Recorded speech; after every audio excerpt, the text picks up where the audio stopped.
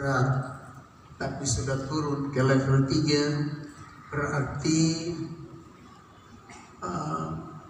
COVID-19 mulai melandai, mulai turun.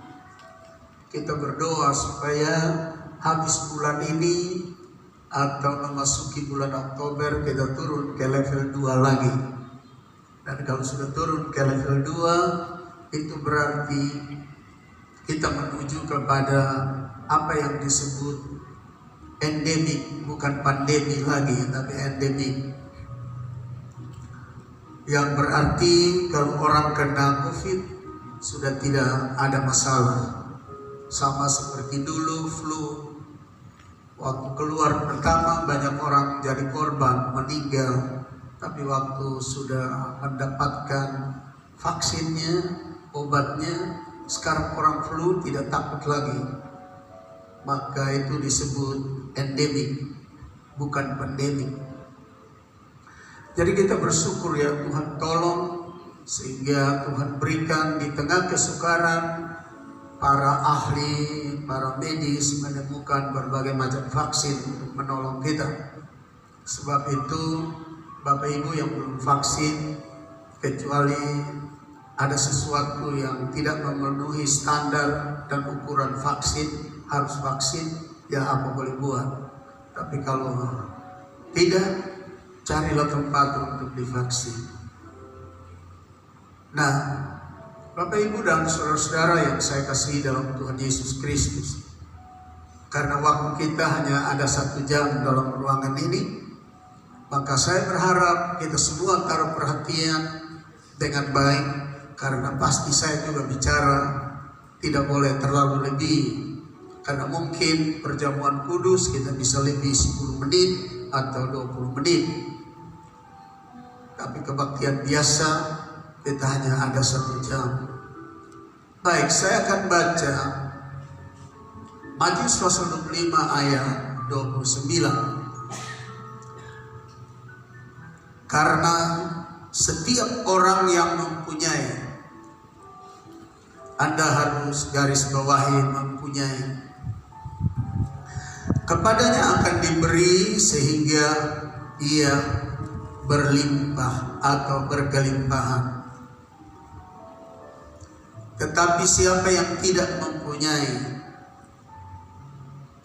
apapun juga yang ada padanya akan diambil daripadanya.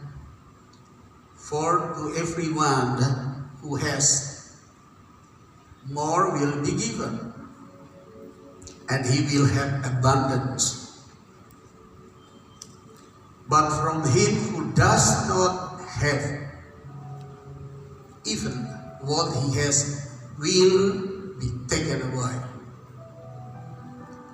Jadi Bapak Ibu saudara-saudara, saya juga mau kasih tahu sama kita bahwa mulai pandemi ini gembala saudara berkhotbah campur bahasa Inggris.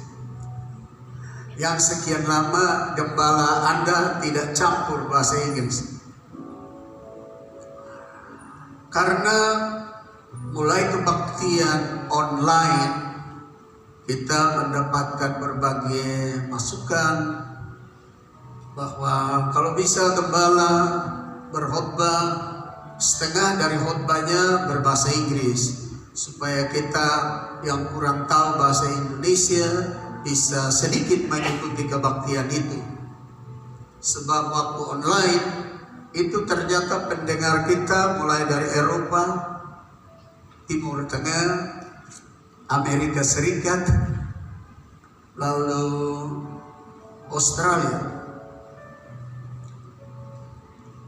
Jadi Bapak Ibu saudara-saudara, saya harap supaya kita dengar baik-baik, karena ada campur-campur bahasa Inggris sedikit. Seandainya saya tidak mau menggunakan bahasa Inggris, bisa saja.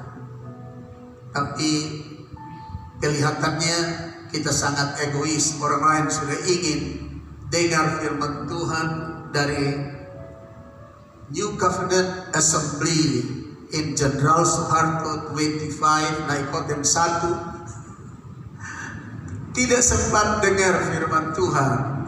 Karena itu karena campur-campur. Baik saudara yang dengar ini, taruh perhatian baik-baik supaya tidak tercecer kebenaran firman Tuhan, supaya orang lain juga bisa dapat sedikit.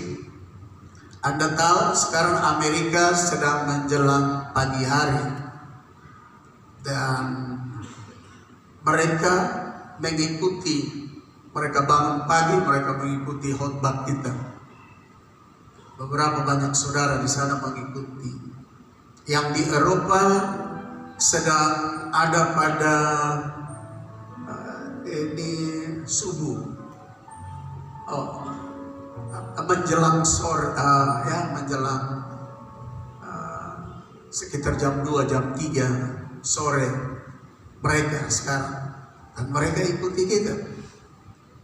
Maka itu kadang-kadang mereka kirim lewat WhatsApp, mereka bilang kami diberkati dengan khotbah, kami diberkati dengan pemberitaan firman dari New Covenant Assembly in Jenderal Soeharto 25. Thank you, Pastor. Lalu saya kadang-kadang suka bilang sama mereka, tapi ada yang kurang begitu berselera.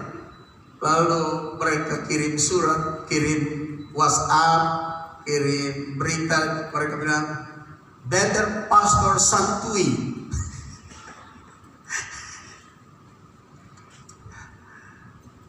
Saya sampai kepada kata santui saya bingung, karena itu bahasa anak muda milenial sekarang. Saya buka kamus, tidak ada dalam kamus ini santui. Tapi ada keterangan umum, santui itu artinya santai saja. Lebih baik Pak Pendeta santai saja, khotbah terus saja, gak usah dengar itu semua. Jadi saya baru tahu santui itu artinya santai saja. Nah, Bapak Ibu Saudara-saudara, dari Matius pasal 25 ayat 19 ini, dari ayat ini yang sangat jelas dan sempurna ini, saya bagi menjadi dua bagian. From Matthew 25 verse 29, I divide become two point. Pertama, jadi poin pertama adalah Matius pasal 25 ayat 9a, karena setiap orang yang mempunyai kepadanya akan diberi sehingga ia berkelimpahan. Bagian pertama ini kan sesuatu yang bertentangan dengan budaya keseharian kita atau pragmatis, hal pragmatis dalam kehidupan kita. That's something paradox in our life, because when we help someone, he is the poor man or the lack something. Biasa kita tolong seseorang atau memberi seseorang itu ketika dia kekurangan, kan itu normal. Dia kurang ini jadi kita bantu, dia kurang ini jadi kita tolong, kita kasih sama dia. Tapi kalau baca ini sangat paradoks dari cara Tuhan. Justru Tuhan bilang yang ada punya yang dikasih tambah, yang tidak ada punya tidak usah kasih, lalu yang sedikit dia punya ambil saja. Jadi sangat paradoks dengan budaya dan kultur kita dalam keseharian kita. Yang kedua, tetapi siapa yang tidak mempunyai selayaknya, kalau dia tidak punya makan, kita kasih makan kan. Seandainya dia tidak punya makan, bilang jangan kasih. Bahkan kalau ada beras tinggal setengah mok di situ, ambil dari dia supaya biar dia mati.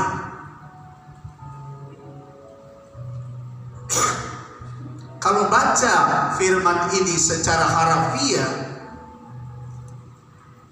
when you read this word as a letter, that's very difficult for you understand what God mean in these verses.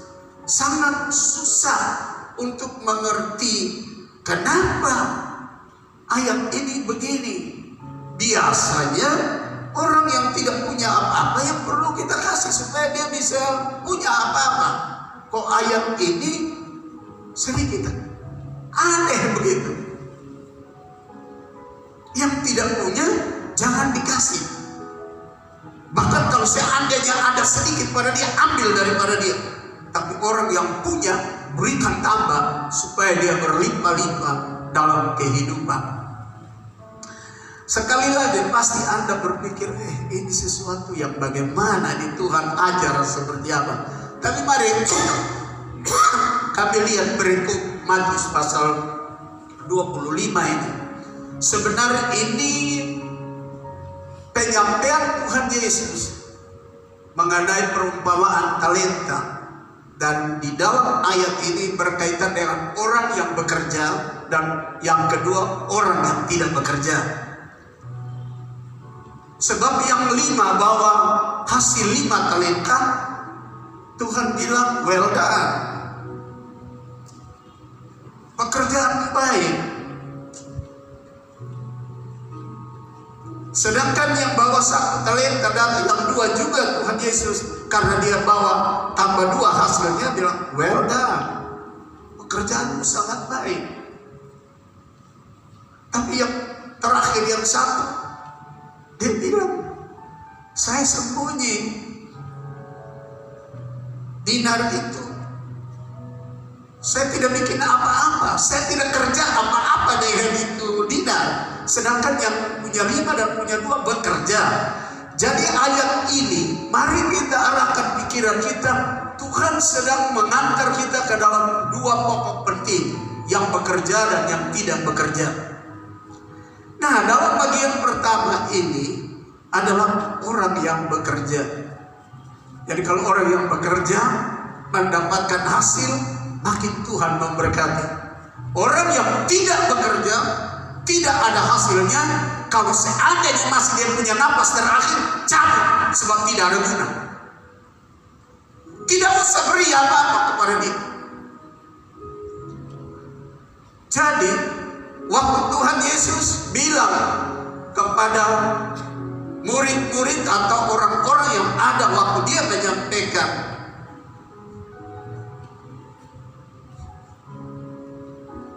mengenai perumpamaan ini, dan dia bilang ambil dari orang yang tidak bekerja itu, yang punya 1 dinar itu, lalu berikan kepada orang yang punya banyak. Lalu murid-murid bilang, jangan Tuhan, dia kan sudah punya banyak. Lalu Tuhan bilang, tidak, ayat ini yang mempunyai ditambahkan. Sebenarnya konsepnya yang bekerja keras ditambahkan, diberkati. Yang tidak bekerja cabut angkatnya.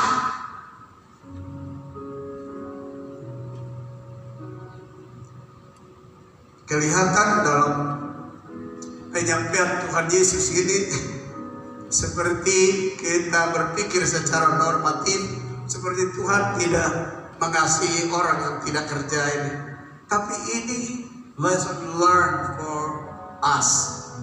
Mata pelajaran penting yang perlu kita belajar, bahwa kita hidup tidak boleh santui. Saya dapat itu kata santui. Waktu saya dapat, saya pikir, dia bilang sama saya, better pastor santui. Saya pikir, lebih baik pastor jadi hantu. Saya pikir begitu. Lalu saya periksa-periksa, santui itu santai saja. Nah, Bapak Ibu, saudara-saudara, Tuhan tidak ingin orang yang malas, orang yang tidak bekerja. Nah, sekarang kita lanjut. Orang yang mempunyai itu apa? Apa yang dipunyai sehingga ditambahkan sampai berlimpah-limpah? Saya lihat dari sisi rohani, kami look in the spiritual side. Mari kita lihat dan kita pandang dari sisi rohani.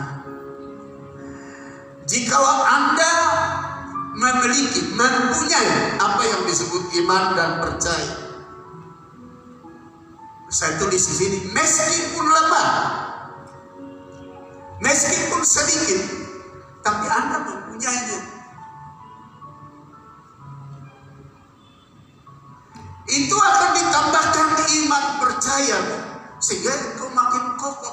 di dalam kepercayaan, sehingga tidak lebih gampang untuk disesatkan.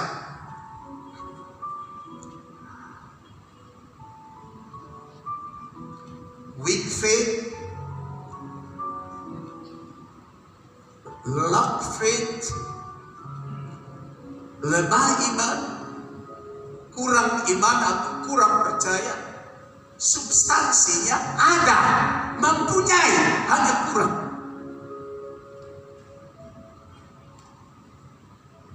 Maka itu orang suka bilang begini, ya saya sudah jadi orang Kristen cukup lama, kelompok karismatik cukup lama, tapi jatuh bangun terus. Nah ini yang disebut memiliki, mempunyai, tapi kurang, lemah, tidak berdaya.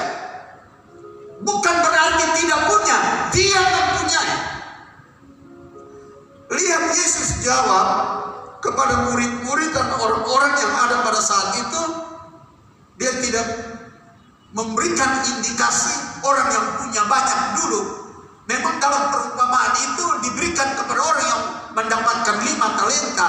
Tapi di dalam ayat 29 dia tidak memberikan indikasi itu. Pokoknya yang mempunyai percaya, mempunyai kerja. Sebab iman, percaya adalah sebuah pekerjaan.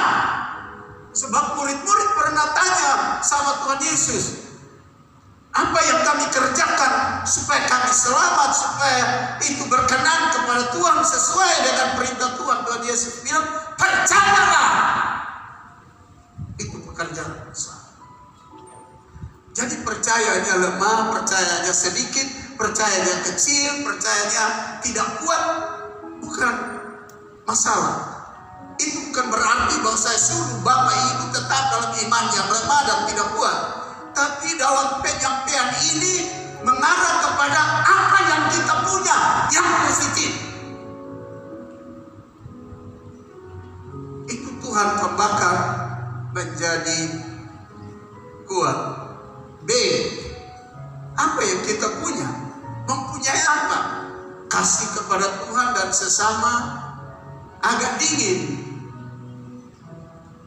Mengasihi Tuhan Senin Kamis, mengasihi Tuhan tidak serius, tapi substansinya punya, yaitu mengasihi. Mengasihi sesama, ya kadang-kadang dia bikin saya jengkel, saya kurang mengasihi dia. Kadang-kadang dia bikin saya tidak senang, saya kurang mengasihi dia. Tapi tetap substansinya ada, yaitu mengasihi. Nah, firman Allah berkata yang punya. Jadi entah itu sedikit, itu lemah, itu tidak berdaya, itu tidak mampu, tapi punya. Tuhan bilang bagian A dari Matius pasal 5 ayat 29 dia berkata, berikan kepada orang itu tambah supaya berkelimpahan. Jadi ditambahkan menjadi kasih yang makin mempedulikan, kasih kepada Tuhan yang makin sungguh, kasih kepada sesama manusia dengan benar-benar. Karena itu yang dikehendaki, sebab dari 10 perintah Allah diperas oleh Yesus menjadi 2 perintah yang terbesar, dan seluruh hukum dalam perjanjian lama dan perjanjian baru tergantung kepada 2 hukum itu, yaitu love your God with your soul, with your knowledge, ability, and your power. And number 2, love your neighbor, mengasihi sesamamu as you like you love yourself. Jadi 2 kasih yang Tuhan tunjukkan kepada Tuhan dan sesama manusia. Kadang-kadang kurang, kadang-kadang lemah, kadang-kadang tak berdaya. Dari sisi lemah, dari sisi tidak kuat, dari sisi kurang, memang itu masalah. Tapi dari sisi mempunyai, kita punya. Dan Tuhan bilang, karena dia punya, dia sedang bekerja, coba dia kerjakan kasihnya, dia kerjakan mengasihi Tuhan, dia kerjakan mengasihi sesama walaupun kurang, tambahkan kepada dia supaya dia bisa sampai kepada standar yang aku kehendaki.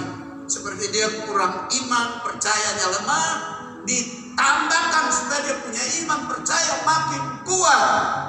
Karena substansinya dia mempunyai, bukan tidak punya. Lalu bagian C, memiliki sedikit hati suka memuji dan menyembah. Walaupun kadang-kadang kita menyanyi, orang lain senang, haleluya Tuhan begini, kita begini. Ini kira-kira contoh sedikit. Kadang-kadang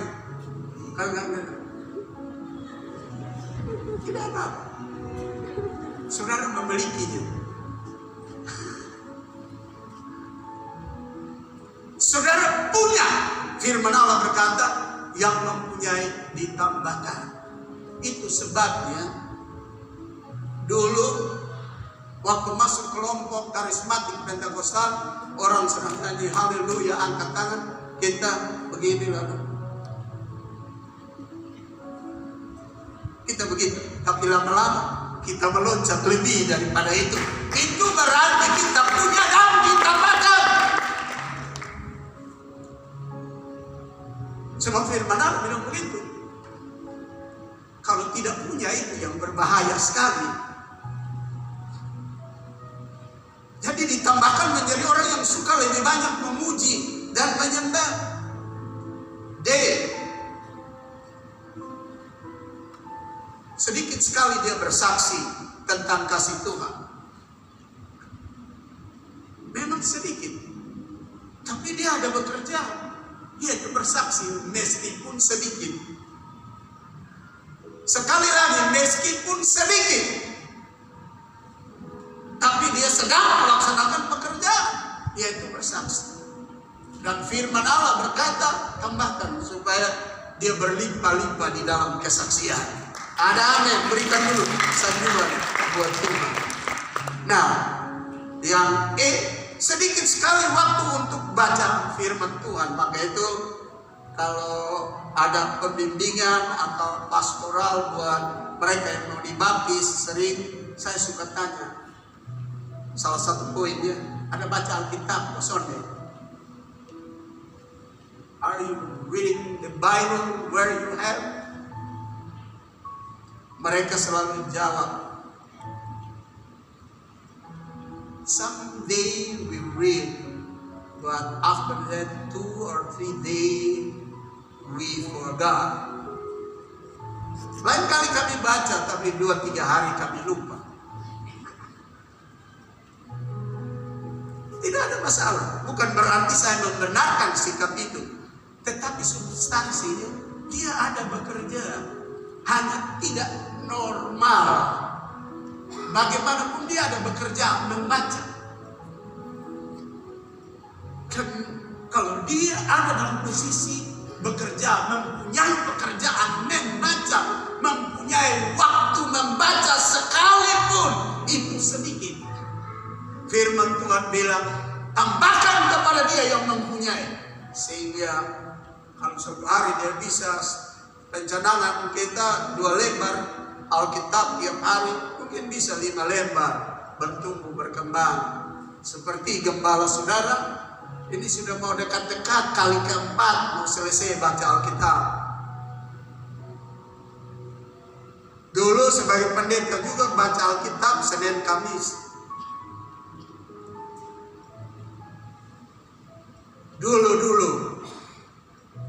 Sekarang karena ditambahkan suka membacanya, baca habis ini, menarik terus dulu, ditambahkan sehingga pemahaman kita makin kuat, kokoh, teguh, perbendaharaan rohani kita bertambah, sehingga tidak gampang kita sesat. Satu datang dan bilang ajaran bengkok ini, karena kita tidak baca Alkitab, kita gampang ikut. Kita gampang tersesat. Dan Anda tahu firman Allah bahwa akhir zaman akan muncul penyesat-penyesat yang bikin mujizat, tanda heran. Bahkan sampai satu waktu Anda menyaksikan ada penyesat yang bisa kasih turun api dari langit. Dan kalau Anda berjalan dalam melihat kepada mujizat tanpa melihat kepada firman Allah, Anda akan sesat.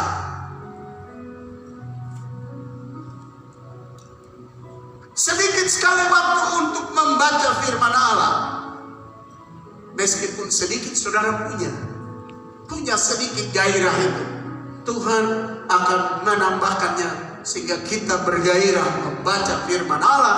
Karena Matius pasal 4 ayat 4 berkata, human being not live by bread only, but human being live by the word of God, where come out from the mouth of the Lord. Manusia tidak hidup oleh roti saja, tapi oleh setiap firman Allah yang keluar dari mulut Allah. Karena itu kalau sudah ada sedikit gairah baca firman Tuhan, itu kita sudah punya. Dan firman Allah berkata, nanti Tuhan tambahkan sampai kesukaan membaca itu makin tinggi. Bapak, Ibu, dan saudara-saudara yang saya kasih dalam Tuhan Yesus Kristus. Tadi side of spiritual, now side of physical. Secara bagian atau dilihat dari sisi jasmani atau lahiriah. Saudara, tubuh Anda kurang fit. Kurang fit berarti bukan tidak fit. Kurang fit bukan berarti tidak punya, tapi kurang sehat.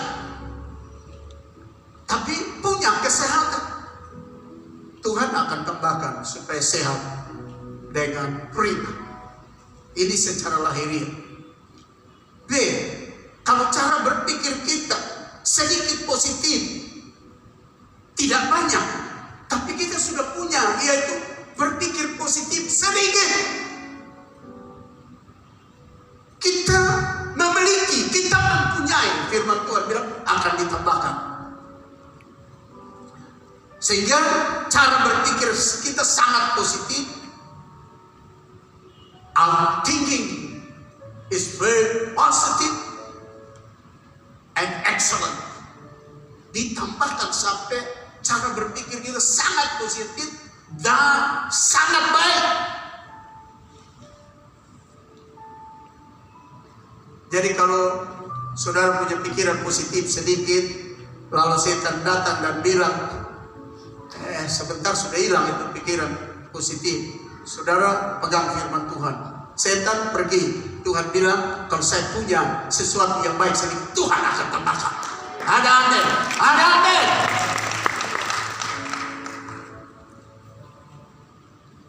C, sedikit berkat yang ada. Berkat banyak atau sedikit hasil dari sebuah pekerjaan, bukan? Berarti saudara punya berkat. Meskipun sedikit, tapi saudara punya. Jangan punya berkat lalu bilang tidak punya. Mulutmu, firman Allah berkata, engkau akan diadili dan dihukum oleh perkataan mulutmu. Meskipun berkat usahamu itu sedikit, tapi kau punya. Firman Allah bilang, dia yang punya tambahkan. Sehingga ia menjadi hidup berkelimpahan. Sebenarnya kebenaran firman Tuhan itu mau mengajar kita, jangan munafik, jangan omong kosong, jangan berdusta, jangan berbohong. Biar sedikit berkat, kita menyadari kan punya. Dan firman Tuhan bilang, yang mempunyai ditambahkan. Yang mempunyai ditambahkan. Yang mempunyai ditambahkan. D, Anda bekerja dengan susah payah. Walaupun susah payah, tapi saudara punya, yaitu bekerja. Dan firman Tuhan selalu berkata, dan banyak dalam kebenaran Injil berbicara kepada kita, orang yang bekerja pasti dengan susah payah sekalipun dia patut makan. Yang tidak bekerja tidak patut makan. Bahkan firman Tuhan bilang, jangan beri dia makan. Jadi bekerja dengan susah payah, meskipun susah payah, tapi saudara memiliki, yaitu saudara mempunyai, yaitu bekerja. Dan kalau kita mempunyai perilaku bekerja, Tuhan bilang, saya tambahkan kepadamu di dalam bekerja susah payah itu dengan kerja dalam damai dan dalam sukacita dan memperoleh hasil terbaik. Siapa yang bekerja, punya pekerjaan dan semua jalan mulus, tidak pernah mengalami susah payah, tidak pernah mengalami rugi, tidak pernah mengalami kehilangan, tidak pernah mengalami dicuri atau diambil, ditipu. Pernah semua orang, pendeta saja ditipu. Pasti kita mengalami susah payah, tapi kita memiliki, kita mempunyai apa? Yaitu bekerja meskipun susah payah. Dan Tuhan bilang, karena dia memiliki spirit kerja meskipun susah payah, bukan orang yang diam diri menjadi pemalas dan tidak mau bekerja, dia bekerja. Tuhan bilang, aku tambahkan kepada dia sehingga ia bekerja dalam damai sejahtera, sukacita, dan memperoleh hasil yang berkelimpahan. Berikan sanjungan bagi Tuhan. Kan?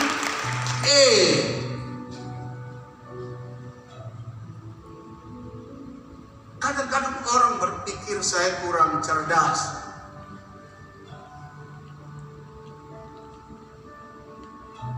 I'm less intelligent. I'm lack intelligence. Banyak orang suka berpikir begitu. Tidak ada masalah. Biar kurang pengetahuan, kurang cerdas, tidak ada masalah. Kenapa saya bilang tidak ada masalah?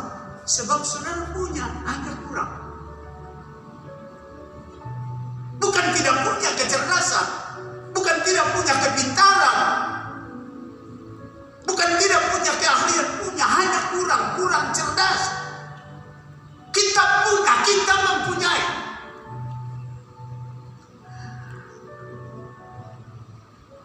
Tadi pagi saya beri kesaksian. Waktu saya pendeta di Rote Barat Laut, itu saya lupa, kira-kira 45 tahun lalu kan? Berapa Ibu Gembala? 50 tahun lalu barangkali. Saya sudah jadi pendeta paling muda. Saya ganti pendeta senior satu di Oilaba. Dia mati, meninggal. Jadi saya ganti. Nah, ibu-ibu di sana kalau mau jahit kebaya, itu mereka mesti naik perahu 2-3 hari dari Oilaba itu datang ke Kupang, lalu menjahit 1 minggu begitu, perahu datang mereka naik lagi, mereka kembali, padahal jahit 1-2 kebaya. Nah, saya sebagai hamba Tuhan seperti ikut peduli sama mereka, padahal saya kurang cerdas. Jadi mereka datang jahit kebaya di Kupang. Satu malam, satu sore begitu, saya minta satu ibu yang dekat rumah gembala, rumah pendeta. Saya bilang, tolong kasih ibu kebaya dulu. Saya bilang jangan pikir yang negatif ya. Sebab kalau biasa begitu laki-laki minta pakaian perempuan selalu berpikir negatif. Malam itu saya tidak tidur, saya buka itu kebaya. Saya lepas semua kebaya itu, lepas jahitannya semua. Lalu saya ambil kertas, saya potong, bikin potron dari kebaya itu, potong rapi semua. Lalu besoknya saya bilang, itu ibu jangan minta kembali kebayanya dulu ya, nanti saya kasih kembali. Lalu saya bilang kepada ibu yang lain, kalau ada kain di rumah kasih saya jahit kebaya. Mereka bilang, apa dia bisa jahit kebaya kok?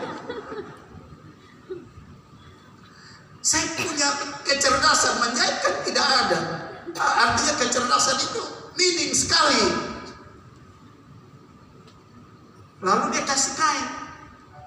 Malam itu saya tidak tidur. Saya mulai ukur, saya mulai gunting pakai potron.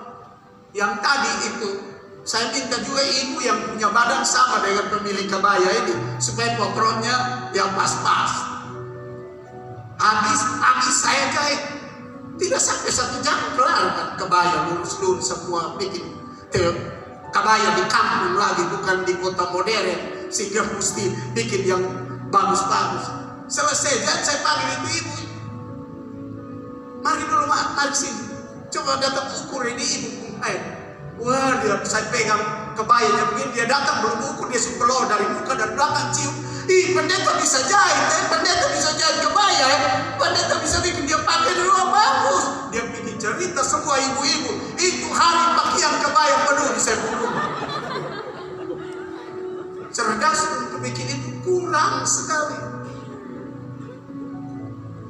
Tetapi saya punya dan saya coba melakukannya. Dan Anda tahu, saya ditambahkan limbah, bukan sekedar cerdas bisa jahit. Waktu itu jahit di dalam jahit ala kampung. Tapi ibu-ibu itu kan mereka suka bawa gula, bawa apa ke Kupang, jual, lalu mau pulang itu mereka beli kain sarung itu buat suami-suami mereka. Jadi kalau ada 10-15 ibu yang datang jual gula di Kupang, lalu beli kain sarung buat suaminya, setiap ibu beli kasih suami 1, beli buat saya 1. Jadi suami mereka dapat 1, karena mereka 10 ibu atau 15, saya dapat 15 sarung. Ada lihat berkat berlimpah-limpah tambah kan? Dalam mempergunakan kecerdasan yang pas-pasan. Less intelligence, lack intelligence, but we have that. Walaupun kurang tapi kita punya, Tuhan tambahkan dan kita hidup berkelimpahan. Sehingga saudara tahu, waktu saya mau pindah dari itu daerah namanya Oelaba, ibu-ibu, bapak-bapak kirim pemuda-pemudi jaga saya tiap malam, takut saya kasih tinggal gereja itu dan mereka. Karena mereka bilang ini pendeta bisa jahit baju, bisa bikin semua. Waktu bangun gereja di sana saya tidak tahu berenang, saya hanya tahu selam. Saudara mengerti saya punya maksud. Berenang tidak tahu, selam bisa. Saya bisa pakai orang punya perahu pergi ke tengah laut. Sebelum pakai perahu orang ke tengah laut, waktu meeting saya pergi kumpul batu kapur, timbun tinggi-tinggi di ujung meeting. Air naik, saya ambil orang punya perahu, pergi ke tempat saya sudah taruh kayu di tumpukan batu kapur itu. Saya pergi. Saya tidak tahu berenang, tahu selam, masuk angkat batu, taruh di perahu, masuk angkat. Tidak bisa berenang. Sekali saya keluar dari angkat batu, bukan di luar dari perahu, di pantat perahu. Saya hampir mati. Minum 2-3 tegukan baru keluar ke samping. Sampai bisa bangun gereja yang besar. Waktu itu gereja paling besar di Pulau Rote. Waktu itu Gubernur El Tari, saya datang menghadap beliau, minta bantuan sek. Lalu dia bilang, anak pendeta mau berapa lembar? Saya bilang 500 lembar. Dia bilang anak pendeta dan datang di kantor gubernur, lama di atas ini. Pak Bolodani, bendahara waktu itu. Dia kasih tahu, kasihnya anak pendeta, saya 500 dulu. Telepon sekarang Tokopedia, kasih keluar saya 500 lembar. Lalu Pak El Karim, anak pendeta, ini mau muat ke Rote pakai apa? Saya bilang itu di depan Tokopedia itu laut itu ada perahu nama Nusa Lontar, muat di atas. Anda lihat kecerdasan saya waktu itu sedikit saja, tapi Tuhan tambahkan. Sebab firman Tuhan bilang, firman Tuhan yang mempunyai ditambahkan. Anda bisa bayangkan zaman itu pendeta sekecil saya, sekarang saya agak tinggi sedikit, itu waktu kira-kira pendeknya begini. Datang menghadap gubernur. Pertama kali saya diusir, itu rumah gubernur di rumah sakit tentara sebelah. Saya diusir oleh itu ajudan. Besok saya pergi lagi. Lalu ajudannya bilang, kan saudara sudah disuruh pulang, kenapa datang lagi? Saya bilang tolong bilang ya Bapak Gubernur, Ada pendeta yang cari sama dia. Lalu ajudannya, saudara pendeta. Dia lihat, iya. Dia masuk ke dalam, kasih tahu Pak Eltari. Pak Eltari pakai kain saja coba. Pasti dari keluar datang pakai kain di pintu, ada pendeta masuk. Itu waktu siapa yang berani-berani menghadap gubernur pada zaman itu? Sedikit kecerdasan Tuhan tambahkan. Sedikit kecerdasan Tuhan tambahkan. Kita punya sedikit. Kita mempunyai, Tuhan bilang yang mempunyai ditambahkan.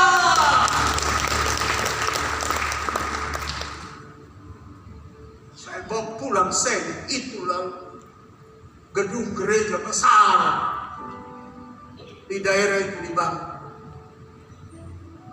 Jadi kurang cerdas tidak ada masalah. Sebab kita punya kecerdasan ada kurang. Yang mempunyai ditambahkan. Jadi tidak usah berpikir bahwa saya kurang pintar, saya kurang hikmat dan lain-lain. Yang penting sudah pasti punya. Firman Tuhan bilang ditambahkan.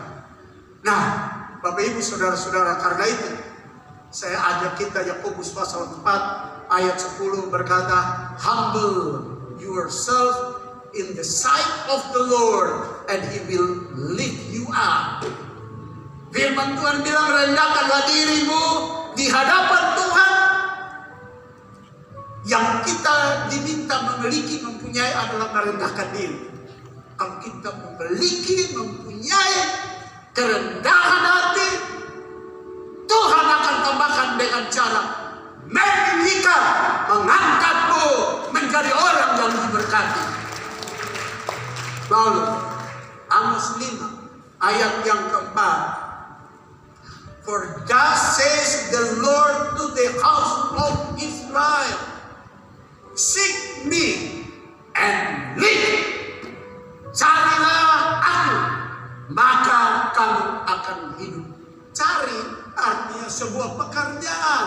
Saudara memiliki sesuatu, mempunyai sesuatu, yaitu berusaha mendapatkan. Walaupun usahamu lemah kecil, tapi ada, mempunyai. Dan Tuhan bilang, engkau akan dikaruniakan. Dari caramu mencari dengan tidak berdaya itu diberikan kehidupan yang melampaui yang Anda harapkan. Contoh seperti apa yang ada dalam Ester pasal 5 ayat 2. Anda tahu zaman itu di mana dalam kerajaan Susan bangsa Yahudi akan ditumpas semuanya. Tapi Mordekai bilang kepada om punya anak itu nama apa? Ya? Honaan. Jadi Esther punya bapak, punya saudara Mordekai. Itu bilang sama Esther, lu menghadap sama raja. Karena kalau lu tidak pergi menghadap, ini kita semua sudah mati, termasuk lu juga mati. Lalu Esther bilang, kalau raja tidak panggil seseorang dan kita pergi, artinya nyawa jadi taruhan. Tapi Anda lihat, Esther dengan penuh kegentaran dan ketakutan, tapi dia mempunyai keberanian. Sedikit keberanian masih ada. Dia datang dan berdiri di pintu daripada raja. Dan waktu itu raja ulurkan tongkat emas. Lalu raja bilang, Esther, apa saja yang engkau minta, termasuk setengah dari kerajaan ini, aku akan berikan kepadamu. Dia mempunyai keberanian. Meskipun penuh ketakutan dan kegentaran, sebab dia sudah omong lebih dahulu, ini nyawa jadi taruhan. Dan Anda lihat apa yang dikatakan oleh raja waktu itu. Setengah dari kerajaan ini akan berikan kepadamu. orang yang mempunyai meskipun sedikit akan ditambahkan. Ada amin, ada amin. Berikan sanjungan bagi Tuhan. Mari kita bangkit berdiri.